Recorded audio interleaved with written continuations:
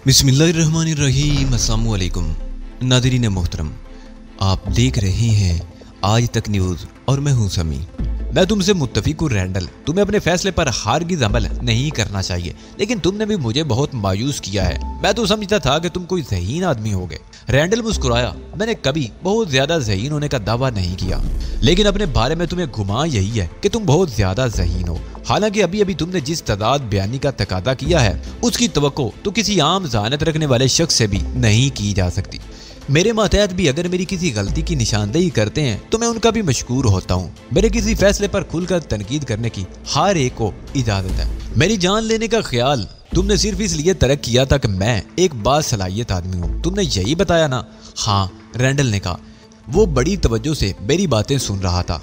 मैंने यही कहा था। सलाहियतों के एतबार से तुम्हारे ख्याल में मैं इस कदर आगे था कि तुमने मुझे यहूदी मफादात के लिए इस्तेमाल करने के बारे में सोचा। बिल्कुल, रैंडल ने इस बात में सारी लाया।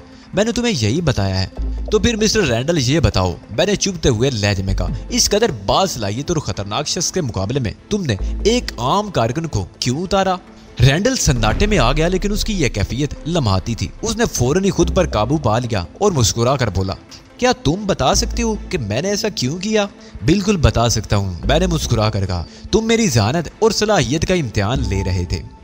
रैंडल को अपने तासरात पर काबू पाना मुश्किल हो रहा था। उसकी इंतहाई कोशिश थी कि अपनी हैरत छुपा ले, लेकिन कम अज कम मेरी हद तक तो अपनी इस कोशिश में कामयाब नहीं था। कैसी ज़हानत और कौन सी सलाहियत मिस्टर रही? क्या तुम वज़ाहत से गुफ्तगू करना पसंद करोगे?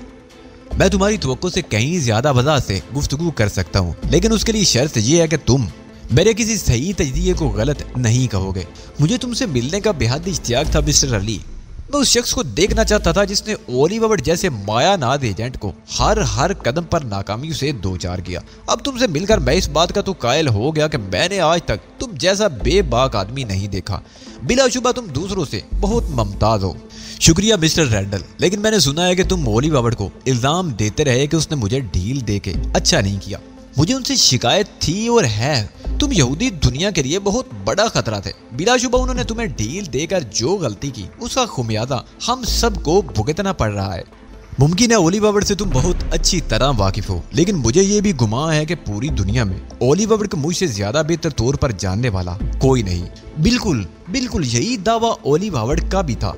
हम एक दूसरे के उरीफ थे और उसकी वाहिद वजह यह थी कि हम मुतदाद नजरियात के लिए काम कर रहे थे। हमारे नजरियात में जमीन आसमान का फर्क ना होता तो हमारी राहें अलग अलग होती और हम बाम मुतसादम ना होते, लेकिन ये तसादम नागजीर था। उसके बावजूद हम अत्तल इम्कान एक दूसरे की जानों से खेलने से गुरेज करते रहे।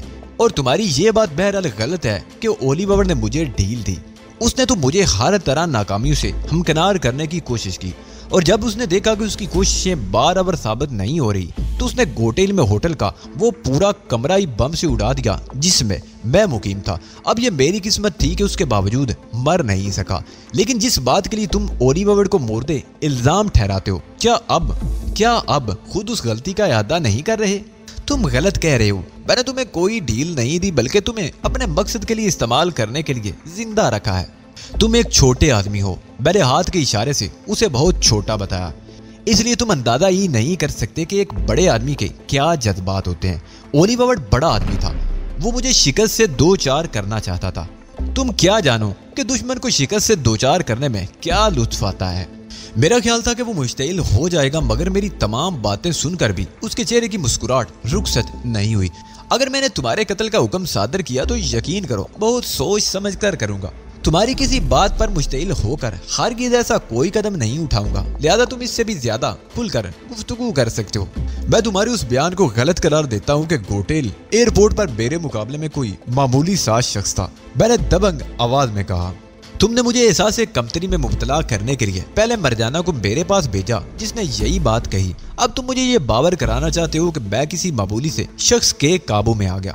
हमारे दरमियान मुआहदा हो चुका है कि मैं तुम्हारे किसी सही तजज़िये को गलत करार नहीं दूंगा, लेकिन तुमने कोई गैर मामूली बात तो नहीं कही। ये तजज़िया तो कोई भी कर सकता है। मेरे होंठों पर एक बेसाख्ता मुस्कुराहट उभर आई। तुमने कभी एक लम्हे के लिए भी मुझे कमतर नहीं समझा। क्या ख्याल है मैं गलत कह रहा हूँ? मैंने शरारत अमेज लहजे में कहा। ये तजज़िया नहीं अंदाजा है, रैंडल ने कहा। बहरहाल ये भी गलत नहीं है। मैं यही बात दलाइल के साथ भी कर सकता हूँ मिस्टर रैंडल, लेकिन मुझे इसकी क्या जरूरत है। तुमने मुझे बहुत मायूस किया है अली। मैंने तुम्हारी सलाहियतों के बारे में जो अंदाजे लगाए थे तुम उन पर पूरे नहीं उतर सके। मैं जानता हूँ, मैंने खेज लहजे में कहा, तुमने मेरे और उस जंगली के दरमियान मुकाबले की पूरी फिल्म तैयार की है। रैंडल चौंक पड़ा। ये बात भी तुमने अंदाजे से कही? उसका लहजा सवालिया था। जाहिर है जब मरजाना ने मुझे उसके मुकाबले का हवाला दिया तो यकीनन वहाँ इस किस्म की इंतजामात हैं जिनके जरिए किसी की नकलो हरकत पर नजर रखी जा सके, और मैं तुमसे ये तवक्को नहीं रखता कि तुमने उस मुकाबले की फिल्म ना बनाई हो। लेकिन ये जरूरी तो नहीं, रैंडल ने कहा। ये तो ठीक है कि वहाँ खुफिया कैमरे नस्ब हैं, मगर फिल्म बनाने की क्या जरूरत है? वो एक दिलचस्प मुकाबला था। उसका अंजाम कुछ ही क्यों ना होता, तुम उसे बार बार देखना पसंद करते। मैं उसके हाथों मारा जाता तब भी, और उसके बरक्स होता तब भी। वो मेरी जिस्मानी सलाहियतों का इम्तिहान था, और अब तुम मेरी ज़हनी सलाहियतों का इम्तिहान लेना चाहते हो ताकि मुझ पर कोई अमल करने से पहले ये जान सको कि मैं किस हद तक कारआमद हूँ और मुझसे क्या क्या काम लिए जा सकते हैं। ये तुम्हारी खाम ख्यालियाँ हैं। मैं किसी शिकस्त खुर्दा शख्स पर क्यों इतनी मेहनत करूंगा? तुम यकीन करना चाहते हो कि मैं महज इत्तफाकन बार खा गया था, या वाकई मैं इतना भोदा हूँ? मुझे हैरत है कि तुम महज अंदाजों की बुनियाद पर इतनी सही बातें किस तरह कह रहे हो, रैंडल ने कहा, और मैं हंस पड़ा। उसकी एक बहुत ही खास वजह है मिस्टर रैंडल, मैंने कहा। मैंने तुम्हारी जगह खुद को रख कर गौर किया, इसलिए इतने सही नताइज अखज़ कर रहा हूँ। रैंडल ने बेतबारी से मुझे देखा। तुम शायद मुझे तारीकी में रखना चाहते हो। बात दरअसल ये है मिस्टर रैंडल कि तुमने भी इब्तिदा गलत बयानी से की थी। तुम उन लोगों में से हो जो दूसरों पर बहुत कम इन्हिसार करते हैं। मैं ये किस तरह मान लूं कि तुमने एक इंतहाई अहम नौइयत के मामले में किसी और का सहारा लिया होगा? गोटेल एयरपोर्ट पर मुझे धोखा देकर अगवा करने का मामला तुम्हारे मंसूबे का सबसे अहम हिस्सा था। क्या मैं गलत कह रहा हूँ मिस्टर रैंडल? मुझे ये बताओ कि मैंने तुमसे क्या गलत बयानी की है ताकि मैं उसकी तस्दीक या तरदीद कर सकूं। तुम बार बार कर्नल शवालू का हवाला देकर गुमराह करने की कोशिश कर रहे हो। कर्नल शवालू ही वो हीरो है जिसने मेरे लिए एक बहुत बड़ा कारनामा सर अंजाम दिया। उसका हवाला देने में गुमराह करने की क्या बात है? मैंने नफी में सारी लाया। मैंने बहुत कोशिश की मगर तुम नहीं माने। मैंने एक ठंडी सांस लेकर कहा, यह अलग मामला है कि मैं मार खा गया और तुम्हारे काबू में आ गया मिस्टर रैंडल, लेकिन तुम्हें ये नहीं भूलना चाहिए कि ओली बाबड़ मुझे अपना वाहिद हरीफ तसव्वुर करता था। उसने मुझ में कोई बात तो देखी होगी, फिर अगर तुम मेरा इम्तिहान लेने पर क्यों तुले हुए हो? मैंने सिर्फ एक बार धोखा खाया है, वो भी इसलिए कि मैं तुमसे वाकिफ नहीं था और तुम मुझसे पूरी तरह वाकिफ थे, इसलिए तुमने खुद मेरे मुकाबले पर आने का फैसला किया। क्या मतलब? रैंडल के होंठों से मुस्कुराहट गायब हो गई। तुम कहना क्या चाहते हो? यही कि कर्नल शवालू के मेकअप में तुम खुद थे मिस्टर रैंडल, मैंने कहा, और रैंडल मुस्तरिबाना अंदाज में कुर्सी से उठ खड़ा हुआ। तहजीब और बूढ़ भी चौंके बगैर नहीं रह सके थे। मरजाना ने भी हैरत से आंखें फाड़ कर मुझे देखा था। ये अंदाजा तुमने किस तरह लगाया? रैंडल ने सरसराती हुई आवाज में पूछा। उसके लिए यही एक दलील काफी है कि मेरा मामला तुम किसी और पर नहीं छोड़ सकते थे, लेकिन इसके अलावा एक बात और भी है जो मैं तुम्हें नहीं बताऊंगा। ये अंदाजा तुम्हें अभी हुआ है या एयरपोर्ट पर ही हो गया था? रैंडल ने पूछा। एयरपोर्ट पर तो मैं बेखबरी में मारा गया मिस्टर रैंडल। मैं सोच भी नहीं सकता था कि तुम इतनी तेजी का मुजाहरा करोगे। यह नतीजा तो मैंने होश में आने के बाद अखज़ किया था कि शवालू के मेकअप में तुम खुद थे। रैंडल कमरे में टहलने लगा। वो किसी गहरी सोच में था, फिर वो दोबारा कुर्सी पर बैठ गया। बज़ाहिर तुम जितने बेज़रर नजर आते हो दर हकीकत उतने ही खतरनाक हो, उसने कहा।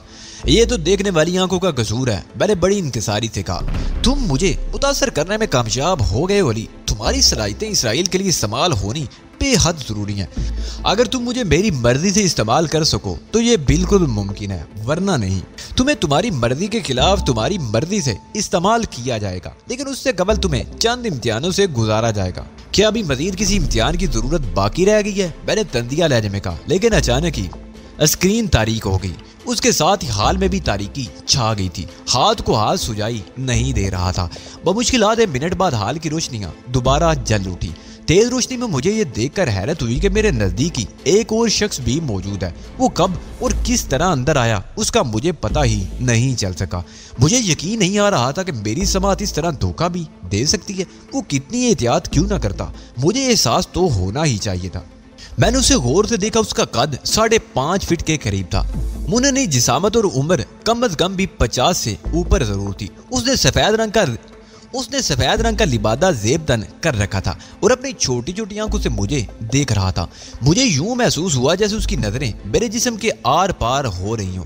ये कौन है चीफ? बुढ़ ने सरगोशी की। मशरक़े बईद के किसी मुल्क का बाशिंदा मालूम होता है। मेरा नाम ली कवान है दोस्तों, उसने सर खम करते हुए कहा, और मैं मोशी हावर्ड के हुक्म पर आप लोगों की हर खिदमत करने के लिए हाजिर हुआ हूँ। उसी वक्त स्क्रीन दोबारा रोशन हो गई और उस पर वो फिल्म दिखाई जाने लगी जिसमें मैं और जंगली बरसरे बेकार थे। हाल की रोशनियां फिर बुझा दी गई थी। मैं बड़े गौर और तवज्जो से स्क्रीन पर खुद को लड़ते देख रहा था। खुद को लड़ते देखना मेरे लिए नया तजर्बा था। मुझे अपनी खामियां नजर आ रही थी। फिल्म खत्म होने पर स्पॉट लाइट्स रोशन हो गई और स्क्रीन पर दोबारा रैंडल नजर आने लगा। ली कवान मुझसे 10 फीट आगे था और उसकी निगाहें स्क्रीन पर जमी हुई थी। तुमने फाइट देख ली ली कवान? रैंडल ने कहा। तुम्हारा क्या तबसरा है? जंगली बहुत ताकतवर था और अली को उस पर सिर्फ तकनीक की बर्तरी थी। इसी वजह से जंगली को शिकस्त हुई। क्या उस जंगली को तरबियत नहीं दी जा सकती? रैंडल ने सवाल किया और मुझे अंदाजा हो गया कि ये गुफ्तगू मुझे सुनाने के लिए की जा रही है। हम उस पर कोशिश करके देख चुके हैं, उसमें सीखने की सलाहियत का फुकदान है, ली कवान ने जवाब दिया। और अली की सलाहियतों के बारे में क्या ख्याल है? बासलाहियत मालूम होता है मगर ये मार्शल आर्ट से नावाकिफ है, ली कवान ने कहा। तुमने सुना अली? मास्टर ली कवान के तजज़िये के मुताबिक तुम मार्शल आर्ट से नावाकिफ हो। जंगली को शिकस्त देकर तुमने कोई बड़ा कारनामा सरअंजाम नहीं दिया। मैं मास्टर के तजज़िये को चैलेंज नहीं करूंगा, मैंने कहा, और मुझे इस बात से भी इख्तलाफ नहीं है कि जंगली को शिकस्त दे देना कोई कारनामा नहीं था। तुम यकीनन यहाँ से निकलने के ख्वाह हो गए। मुमकिन है तुम यहाँ से फरार होने की कोशिश भी करो और उसी चक्कर में कोई नुकसान उठा जाओ। अगर मुझे फरार होने की कोई कोशिश करनी होती तो अब तक कर चुका होता मिस्टर रैंडल। हाँ, मुझे खुद भी इस पर हैरत है कि तुमने फरार होने की कोशिश क्यों नहीं की। मैं सिर्फ उस किस्म की कोशिश करने का आदी हूँ जिसमें कामयाबी के कुछ न कुछ इम्कानात हों, और मैं जानता हूँ कि इस जजीरे से फरार होना मुमकिन नहीं है। रैंडल बुरी तरह चौंक पड़ा। तुम्हें किसने बताया कि ये कोई जजीरा है? बावजूद कोशिश के कि वो अपने लहजे की हैरत नहीं छुपा सका था। हर बात बताने से नहीं मालूम होती मिस्टर रैंडल। जो कुछ आदमी सीखता है अगर उसे बरवेकार लाकर कुछ अखज़ ना कर सके तो उसके लिए बेहतर यही है कि सीखने से तायब हो जाए। तुम नहीं बताना चाहते तो मत बताओ, लेकिन मैं तुम्हें बता रहा हूँ कि यहाँ से फरार होने की कोई सूरत नहीं। अलबत्ता अगर चाहो तो मैं तुम्हें एक मौका फराहम कर सकता हूँ। फरार होने का? मैंने तंदिया अंदाज में कहा। नहीं, रैंडल ने मेरे तंज को नजरअंदाज करते हुए संजीदगी से कहा। अगर तुम मेरी एक शर्त पूरी कर दो तो मैं तुम्हें तुम्हारे साथियों समेत रिहा कर दूंगा।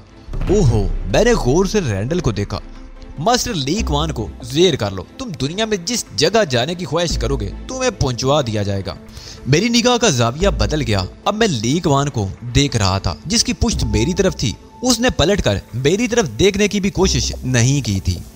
ये मुकाबला कब होगा मिस्टर रैंडल? मैंने कहा, मगर मैं ली कवान से नाव लेने का फैसला कर चुका था। जब तुम चाहो, रैंडल ने कहा। फिर ली कवान से मुखातिब हुआ। तुम्हारा क्या ख्याल है मास्टर? तुम जानते हो कि ली कवान हर वक्त तैयार रहता है, ली कवान ने जवाब दिया। मिस्टर बूड, मैडम एक्स और मरजाना दीवार के साथ हो जाए। हम एक अजीम फाइट देखने वाले हैं। अली यार खान बा मुकाबला मास्टर ली कवान। तीनों अफराद दीवार के साथ जा लगे। हाल के वस में सिर्फ मैं और ली कवान रह गए थे। ली कवान ने अब तक पलटकर मेरी तरफ नहीं देखा था। मैं 3 तक गिनूंगा, रैंडल ने कहा। उसके साथ ही मुकाबला शुरू हो जाएगा। ये मुकाबला उस वक्त तक जारी रहेगा जब तक कोई हुरीफ दूसरे पर अपनी बर्तरी साबित ना कर दे, और मुकाबले के दौरान कोई भी दाव आजमाया जा सकता है। किसी भी किस्म का फाउल किया जा सकता है। किसी पर कोई पाबंदी नहीं होगी। 1, 2, 3। रैंडल के 3 कहते ही हाल तेज रोशनी में नहा गया। स्क्रीन पर नजर आने वाली रैंडल की तस्वीर धुंधला कर रह गई थी और ली कवान वो तो अब भी मेरी तरफ पुश्त किए खड़ा था। ये बात मेरी छठीस मुझे किसी बड़े खतरे का एहसास दिला रही थी। मुझे महसूस हो रहा था जैसे मेरी आफियत इसी में हो कि मैं उससे मुकाबला ना करूं। बज़ाहिर बेज़रर नजर आने वाले उस शख्स में मालूम नहीं क्या बात थी जो मुझे उस पर हमलावर होने से रोक रही थी। रैंडल भी इतना बड़ा दाव बगैर किसी मजबूती के नहीं खेल रहा होगा। मैं रैंडल के किसी जाल में फंसने को तैयार नहीं था। तुम क्या सोच रहे हो अली? हाल में रैंडल की आवाज गूंजी। ली कवान से मुकाबला क्यों नहीं करते? ली कवान की पुश्त मेरी तरफ है और रकब से वार करना बुज़दिली की अलामत है। शायद तुम्हारा मास्टर मुकाबले से कतरा रहा है।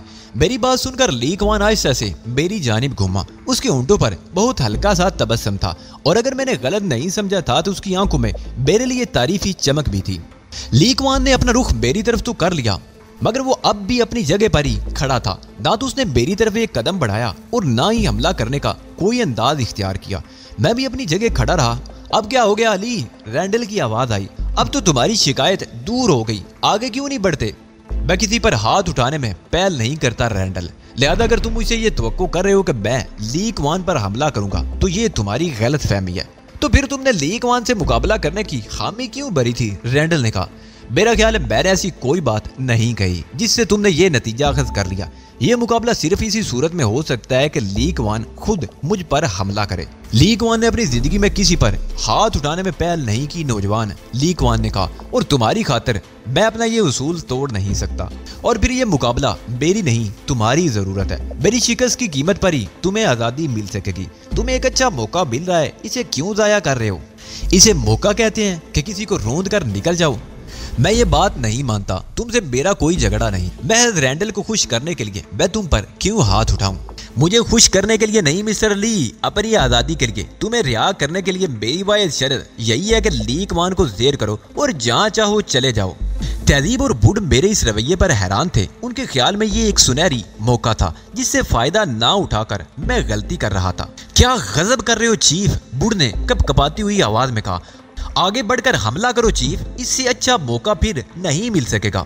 तुम मेरे उसूल से वाकिफ हो बूढ़, उसके बावजूद ऐसी बातें कर रहे हो? मैंने बूढ़ की तरफ मुड़ते हुए कहा, मगर मेरी तवज्जो ली क्वान की तरफ ही थी। गोया तुमने रिहाई का वो वाहिद मौका जाया कर दिया जो मैंने तुम्हें फराम किया था, रैंडल ने मायूसाना अंदाज में कहा। मैं तुम्हें अपने जवाब से आगाह कर चुका हूँ, मैंने कहा, और अब मजीद कुछ नहीं कहूंगा। यह मुकाबला कभी नहीं हो सकेगा। मैंने तुम्हें बहुत आसान हदफ दिया था। मास्टर ली क्वान को जेर करना तुम्हारे लिए ज्यादा मुश्किल ना होता। ये एक मुनहनी आदमी है, कद में भी तुमसे 6 इंच कम है। तुम नौजवान हो जबकि वो बुढ़ापे की हुदूद में कदम रख चुका है। अगर ली क्वान मुझसे कमजोर है और उम्र में भी मुझसे बड़ा है तो उसका हक 2 गुना है।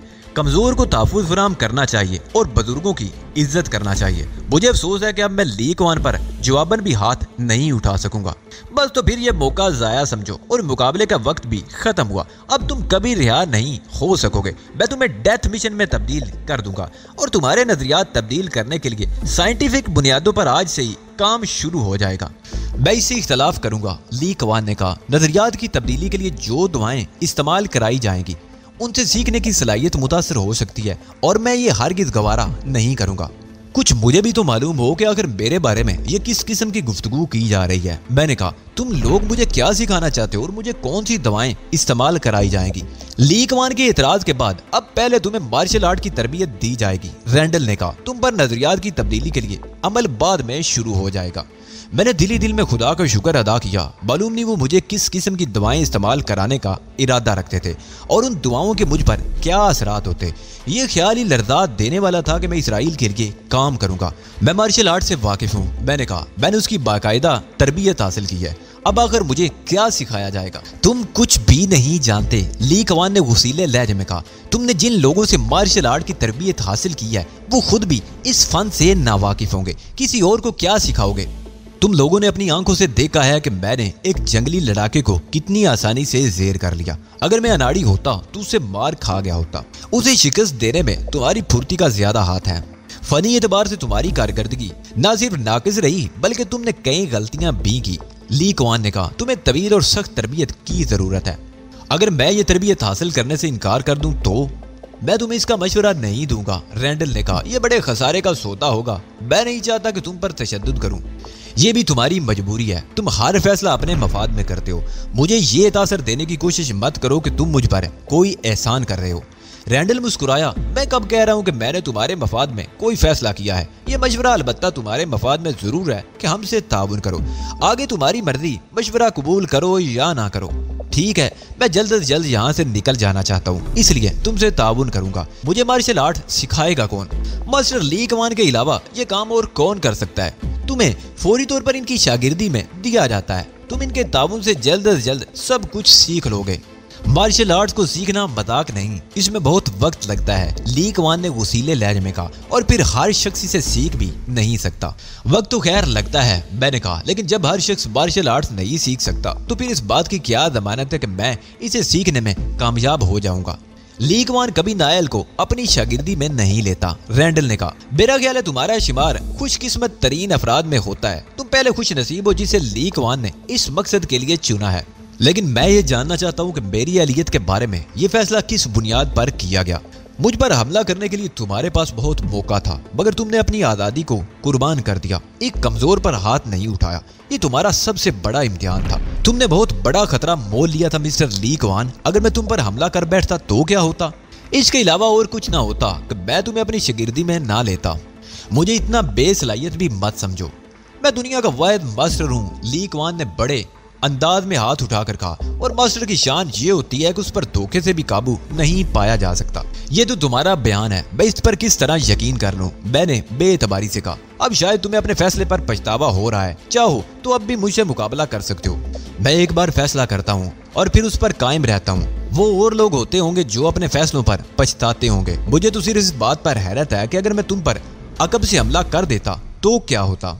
तुम ये क्यों भूल रहे हो मिस्टर अली कि ली क्वान तुम्हारा होने वाला उस्ताद है? उसमें कोई गैर मामूली बात होगी तो उसे तुम्हारा उस्ताद मुकर्रर किया गया है। मुझे ये बात मानने में तामिल नहीं कि मिस्टर ली क्वान गैर मामूली सलाहियतों के मालिक हैं, लेकिन अब इनकी उम्र नहीं रही जिसमें आदमी अपने फन को फुर्ती से इस्तेमाल कर सकता है। मेरे और इनके दरमियान 20 साल से ज्यादा का फर्क है। मैं इन पर हमला कर बैठता तो इन्हें कुछ न कुछ नुकसान तो जरूर पहुंचता। मेरी बात सुनकर ली क्वान मुस्कुराया। उसके मुस्कुराने का अंदाज ऐसा था जैसे किसी बच्चे की बातें सुनकर कोई बड़ा मुस्कुराता है। तुम हुज्जत बहुत करते हो, उसने कहा। मुझे तुम्हारी ये बात पसंद नहीं। फनी तरबियत के दौरान ये आदत तुम्हारे लिए बहुत मुज़र साबित होगी। मैं समझता हूँ। मैंने इस बात में सर हिलाया। जो बात बहुत ज्यादा नामुमकिन महसूस हो रही हो उसका इज़हार किए बगैर भी तो रहा नहीं जाता। मैं तुम्हें अपनी शागिर्दी में कबूल कर चुका हूँ। इसकी तरबियत शुरू होने से कबल मैं तुम्हें मुतमईन करना जरूरी समझता हूँ। ये उंगली देख रहे हो? ली क्वान ने अपने दाएं हाथ की अंगुश शहादत बुलंद की। मैं इस एक से मैं तुम्हारा कान तुम्हारे जिस्म से अलहदा भी कर सकता हूँ, लेकिन मैं महज तुम्हारा कान छूने पर इक्तफा करूंगा। पहले दायां कान और उसके बाद बायां और गुद्दी, ठीक है? मैंने इस बात में सर हिलाया, लेकिन मुझे महसूस हो रहा था कि जो कुछ वो कह रहा है करके भी दिखा सकता है। तुम्हारा कान छूने के लिए जाहिर है मुझे तुम्हारे करीब आना पड़ेगा। तुम्हारे लिए ये जरूरी नहीं कि सिर्फ फुर्ती का मुजाहरा करके बच जाओ, बल्कि तुम रोकने के लिए मुझ पर हमला भी कर सकते हो, ख्वाह उससे मुझे कोई नुकसान ही क्यों ना पहुंच जाए। नहीं, मैंने नफी में सारी लाया। मुझसे ये नहीं हो सकेगा। मैंने कहा, मैं बचने की कोशिश तो जरूर करूंगा, मगर तुम पर जवाबी हमला करना मेरे बस की बात नहीं होगी। तुम क्या करते हो क्या नहीं करते इससे मुझे कतन कोई दिलचस्पी नहीं। मैं तो तुम्हारे इसरार पर एक मुजाहरा कर रहा हूँ। चलो संभलो, मैं तुम्हारी तरफ आ रहा हूँ। बाद में ना कहना कि तुम तैयार नहीं थे। मैं संभल कर खड़ा हो गया। उसने खासा नामुमकिन किस्म का दावा किया था, मगर उसके बावजूद मेरी खुद इत्मीनादी बुरी तरह मुतज़लज़ल थी। मालूम नहीं मुझे क्यों यकीन था कि जो कुछ उसने कहा है करके भी दिखा देगा। ली क्वान का जिस्म मुतहर्रिक हुआ। वो मेरे बाईं पहलू की तरफ झपटा। मैं उससे बचने के लिए दाईं तरफ हट गया, लेकिन वो बाईं तरफ आया ही कब था उसकी हल्की सी झलक मैंने अपने दाएं जानिब देखी थी, और उसके साथ ही अपने दाएं कान पर उसकी उंगली की दस्तक महसूस की थी। मैं बड़ी तेजी से एड़ी के बल घूमा, लेकिन मैं उसकी दूसरी झलक भी ना देख सका। उसने अलबत्ता ना सिर्फ मेरे बाएं कान को छुआ, बल्कि मेरी गुद्दी पर एक टहुक्का लगा दिया, और उसके बाद उसी जगह खड़ा हुआ नजर आया जहां से उसका सफर शुरू हुआ था। क्या ख्याल है अली? ली क्वान ने पूछा। अब तुम्हें यकीन आया? मैंने मुज़हिराना अंदाज में उसे देखकर पलकें झपकाई। जो कुछ अभी मेरे साथ हुआ है वो किसी और ने मुझसे बयान किया होता तो मैं हरगिज़ यकीन ना करता। मैं अपना फन तुम्हें मुंतकिल कर दूंगा। तुम मेरे शायकार होगे, नाकाबिले तस्खीर। इसे जल्द से जल्द डेथ मशीन में तब्दील कर दो ली क्वान, रैंडल ने मुस्तरबाना अंदाज में कहा, ताकि इसकी सलाहियतें मुस्लिम दुनिया के खिलाफ इस्तेमाल की जा सके। यह जल्दी का काम नहीं है मिस्टर, ली क्वान ने बेरुखी से कहा। मास्टर बनने में उम्रें बीत जाया करती हैं। इतना इंतजार नहीं किया जा सकता ली क्वान। ईगल में वैसे ही अच्छे एजेंटों की कमी है। तुम लोग तो बस हथेली पर सरसों जमाने के चक्कर में लगे रहते हो। 2 साल तो इसे मार्शल आर्ट्स की बुनियादी बातें सिखाने में ही लग जाएंगे। तुम्हें ज्यादा से ज्यादा 6 माह का अरसा दिया जा सकता है। इतने अरसे में जो कुछ सिखा सकते हो सिखा दो। अब किसी बैनुल अक़वामी मुकाबले में शिरकत की तैयारी नहीं कर रहे। मार्शल आर्ट्स कोई मजाक नहीं है मुझे हवर्ड। 6 माह में कुछ नहीं हो सकता। तुमने जिस शख्स को अपनी शागिर्दी में लिया है वो हर इम्तिहान में पूरा उतरा है। ये कोई आम आदमी नहीं। इसकी सीखने की सलाहियतें भी गैर मामूली होंगी। उसके बावजूद अगर तुम 2 साल पर इसरार करो तो ये तुम्हारा क्या कमाल है। ये तो वो शख्स है जिसने अपनी मौजूदा हालत में भी दुनिया भर के मायानाज एजेंटों को नाको चने चबवा दिए। तुम लोगों को तो बस काम चलाने से गर्ज होती है। ली क्वान उसीले लहजे में बोला। ठीक है, मैं इसे ज्यादा से ज्यादा 6 माह में सिखाने की कोशिश करूंगा, लेकिन ये मेरे ख्वाबों की ताबीर नहीं बन सकेगा। अगर ये किसी माद पर शिकस्त से दो चार हो जाए तो लीकवान को इल्जाम मत देना। जो कुछ भी होगा तुम्हारी बेसब्री का नतीजा होगा। मुझे मंजूर है। रैंडल की आवाज खुशी की शिद्दत से लड़ रही थी। तुम्हें कोई इल्जाम नहीं दिया जाएगा, बस तुम अभी से इसकी तरबियत शुरू कर दो। मुझे भी कुछ कहना है जनाब, अचानक बुड हाथ उठाकर बोला। गोटेल एयरपोर्ट पर आपने मुझसे वादा किया था कि आप। मुझे अपना वादा याद है मिस्टर बुड, रैंडल मुस्कुरा कर बोला। तुम्हारे चीफ ने मुझे मुश्किल में फंसा दिया है। अगर वो मुझे शनाख्त ना करता तो मैं अपना वादा पूरा करने से बलीउल जिम्मा हो जाता, इसलिए कि वादा तो कर्नल शवालू ने किया था। तो फिर कोई अच्छी उम्मीद रखूं? बुड ने बहुत खुश होकर कहा। बिल्कुल मिस्टर बुड, जिंदगी के लम्हात को रंगीन बनाने में कोई मुज़ायका नहीं होता। मैं आज ही तुम्हारे लिए बंदोबस्त करा दूंगा।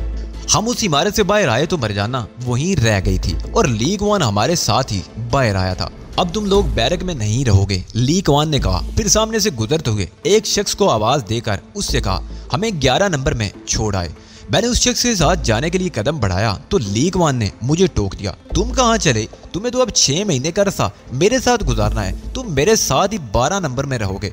मैंने तहजीब और बुड को उस शख्स के साथ जाने का इशारा किया और खुद लीकवान के साथ चल पड़ा, जिसका रुख ग्राउंड की तरफ था। ग्राउंड में तेज चमकीली धूप फैली हुई थी। गर्मी बहुत ज्यादा थी और हवा अगरचे मरतूब और ठंडी थी, मगर वो दर्जा हरारत तो कम नहीं कर सकती थी। ग्राउंड तक पहुंचते पहुंचते मैं पसीने में शराबूर हो चुका था।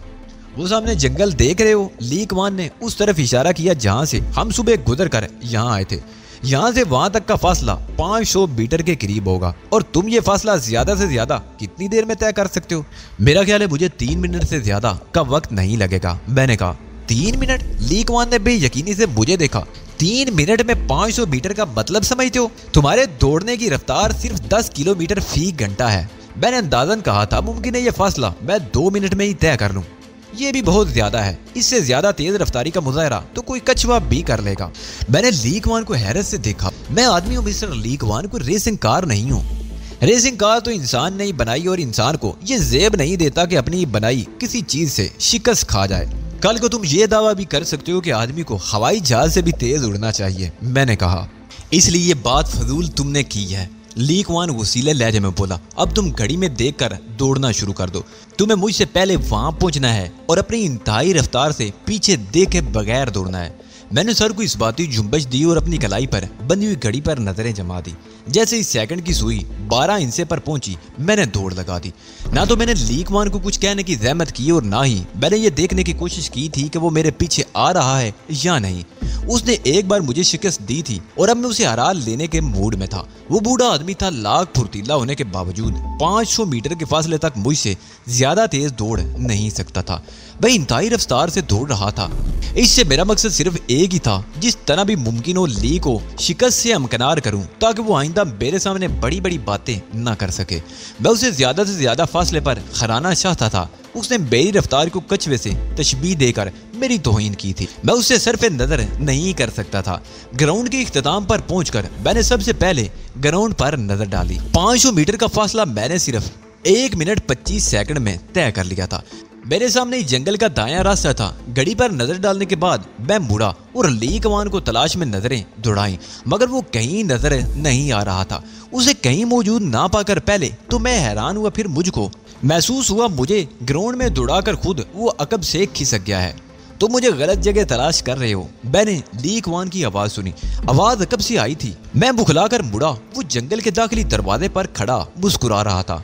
मेरे लिए उसकी वहां मौजूदगी कतई नाकाबिले यकीन थी।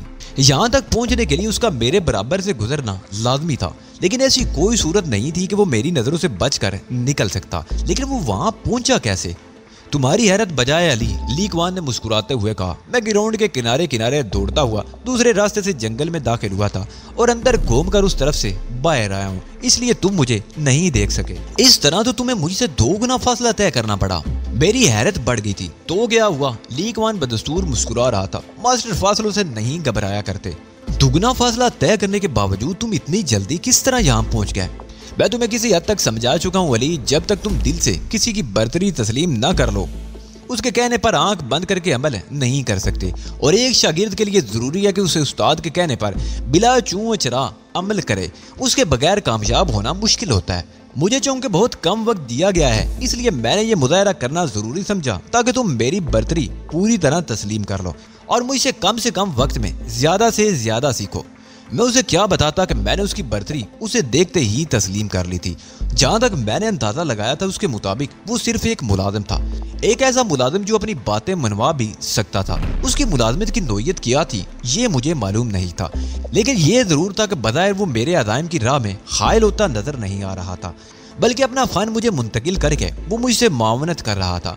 रैंडल हावर्ड ने मेरे बारे में जिस किस्म के अज़ाइम जाहिर किए थे, उनके पेश नज़र ये मुमकिन नहीं था कि जो कुछ मैं सीखता उसे अपने मकासद के लिए इस्तेमाल कर सकता।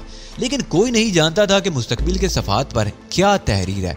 हम में से हर शख्स अपने तौर पर मुख्तलिफ मंसूबे बनाता है, मगर वक्त के बेरहम हाथ सब कुछ तब्दील करके रख देते हैं और ऐसा बहुत कम होता है कि जो कुछ हम सोचें वो मनोअन पूरा हो जाए। मेरे साथ भी यही कुछ हो रहा था। मैंने रैंडल को घेरने का मंसूबा बनाया था, मगर खुद उसके जाल में फंस गया था और इतनी बुरी तरह फंसा था कि हर काम अपनी मर्जी से करने के बावजूद रैंडल की मर्जी के खिलाफ कुछ नहीं कर सकता था।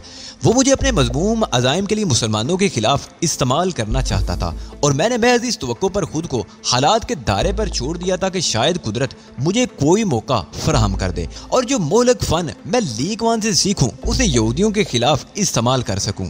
मैंने तुम्हारी बर्तरी तस्लीम कर लिया लीकवान। आखिरकार मैंने एक तवील सांस लेकर कहा, बेफिक्र रहो, जो कुछ कहोगे मैं उस पर बेचूं चरा अमल करूंगा। सोच लो अली, लीकवान ने मैंने खेद अंदाज में कहा, तुम बहुत बड़ी बात कह रहे हो। मुमकिन है तुम अपने कोल पर पूरे ना उतर सको।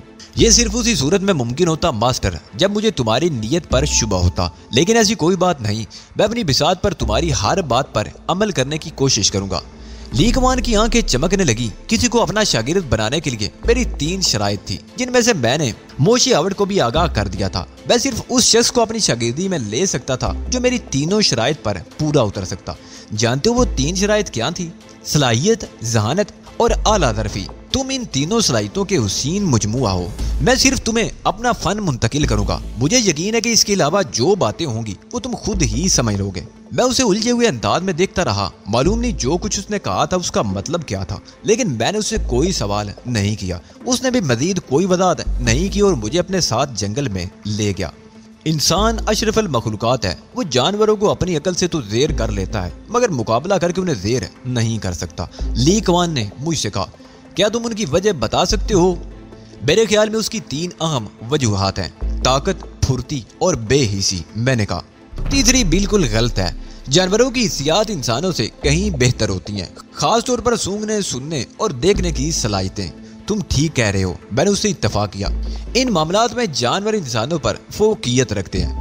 कुदरत ने इंसान को हर सलाहियत से नवाजा है, साथ ही ये गुंजाइश भी रखी है कि वो अपनी सलाहियतों को जितना चाहे बढ़ा ले।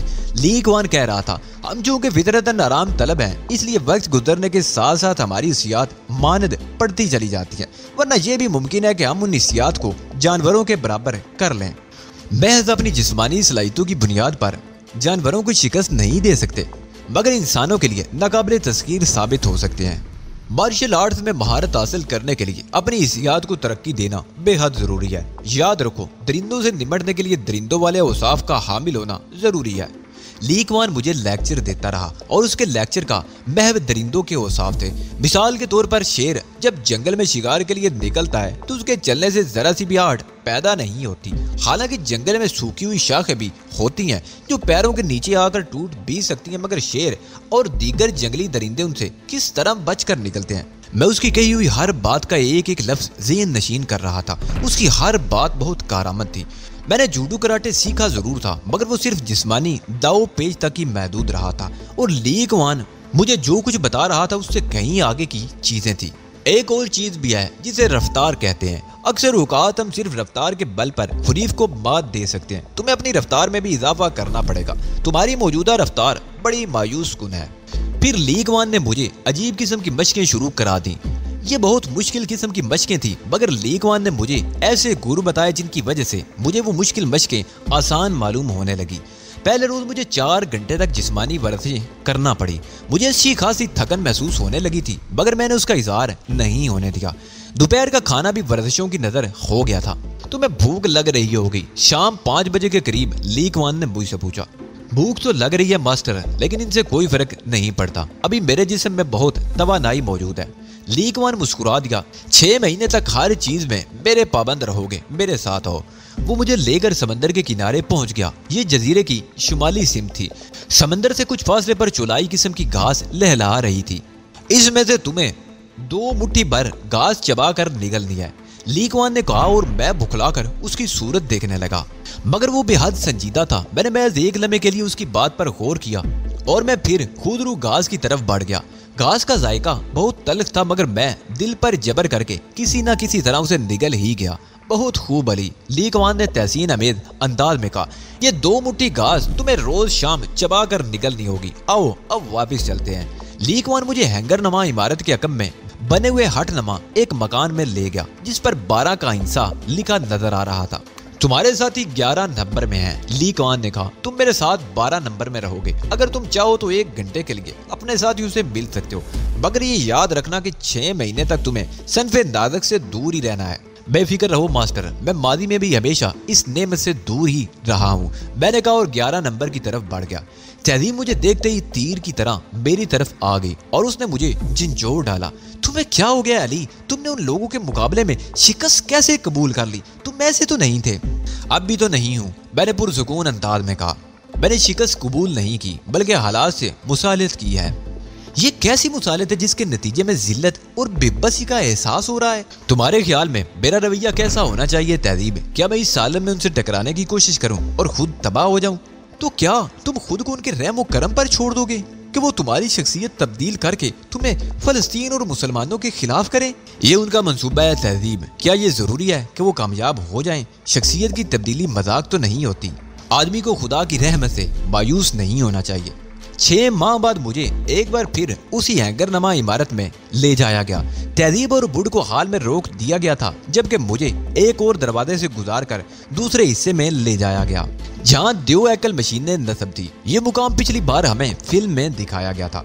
मेरे साथ मास्टर लीकवान भी था। लीकवान ने 6 माह तक दिन रात मुझे तरबियत दी थी और उसकी मेहनत का नतीजा था कि मैं खुद को तवानाइयों से भरपूर एक नई शख्सियत महसूस कर रहा था।